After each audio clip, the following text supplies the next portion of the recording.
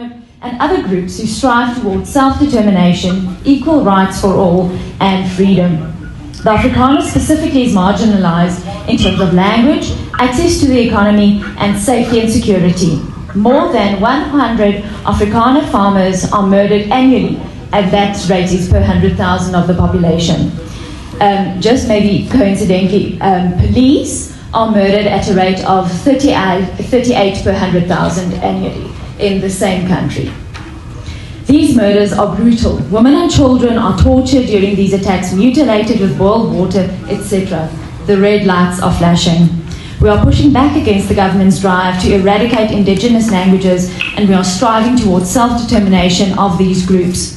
On the 10th of July last year, violent riots broke out in South Africa. Malls were looted, ransacked, burnt. Vehicles and properties burned. Thousands of people injured and 337 people died. It is accepted that this unrest and attempt at an insurrection was largely ethnically motivated. The red lights are flashing. With the red lights flashing in South Africa, we ask the fellow members of the Front, I would like to express our appreciation for your presence here today, as well as to our friends in DC who have organized and facilitated this General Assembly. Today, we are grateful for this opportunity to present our case on the violations of human rights and fundamental freedoms in Atjeh, namely in reference to its present situation in light of its previous history as a sovereign independent state. Today is a historic day for the UNPO in convening this meeting in the United States. It is also historic for the people of Atjeh, Sumatra, as on this day 149 years ago, on March 26, 1873, Netherlands officially declared war on Atjeh's sovereign state. That war lasted almost a century, thus becoming one of the bloodiest and longest colonial wars in human history. The aftermath of this invasion attracted powerful, widespread attention and became front-page news of contemporary newspapers all over the world, such as the London Times and the New York Times. Even President Ulysses S. Grant issued his famous proclamation of impartial neutrality in this war between Holland and Atjeh. After the end of the war, on December 27, 1949, the Dutch transferred their entire colonial empire of the Dutch Indies to a new entity called Indonesia. This went against all of the United Nations rules and principles of decolonization, which states, sovereignty over colonial territory is not transferable by the colonialist power to other colonialist powers.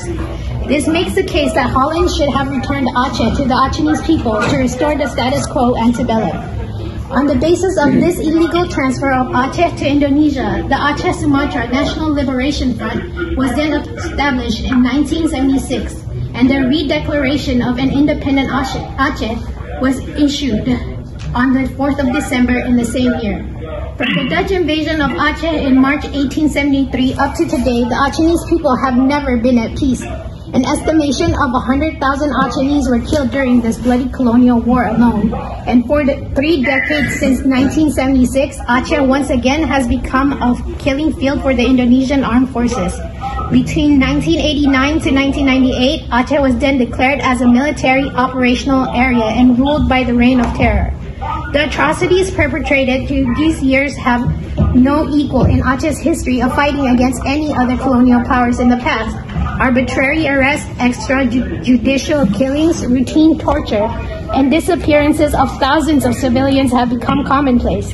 An estimate of over 30,000 innocent Achenese lost their lives in military custody, in hidden mass graves, or in secret concentration camps. These military operations continued unabated with the same intensity and brutality, and martial law was then imposed between May 2003 and May 2004. Thus, another reign of terror was again in progress until Atjeh was devastated by the Indian Ocean deadly tsunami on the Boxing Day of 2004. This natural disaster, coupled with a prolonged war, had brought the warring parties, the Republic of Indonesia, and the Free Atjeh movement to sign a peace deal known as the Memorandum of Understanding in Helsinki, Finland. One of the many provisions in the MOU is the establishment of 2 human rights institutions, Human Rights Court and Trust and Reconciliation Commission. But despite this deal, political and human rights solutions remain unresolved.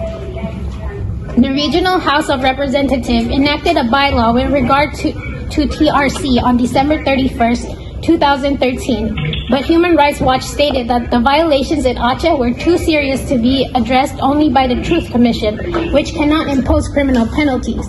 States have an obligation under international law to prosecute serious abuses of human rights and war crimes. As the territory was unlawfully occupied by the Netherlands and then handed over to Indonesia without due process of the United Nations Principles on Decolonization, Atjeh should have been restored as an independent state again.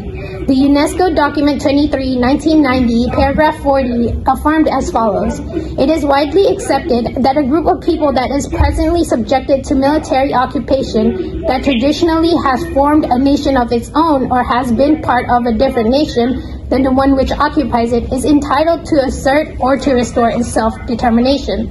So by all rights and by all international conventions, Atjeh would have become a free and independent state again, like it had always been before the invasion. We call upon the United States of America to closely monitor the situation in Atjeh, Sumatra, and to put pressure on Indonesia to end its impunity by resolving the past gross human rights violations during the 30-year armed conflicts. It is also the duty of the international community to prevent the political and human rights of the Achenese from being usurped by Indonesia on the grounds of territorial integrity and the internal affairs of the Republic of Indonesia. Finally, we call on the international communities to support the people of Atjeh in its struggle for justice, democracy, self-determination, and independence. We call on all states, nations, and peoples all around the world to respect the demand of the people of Atjeh, Sumatra, to exercise the right to decide and the right to secession. Thank you for your attention.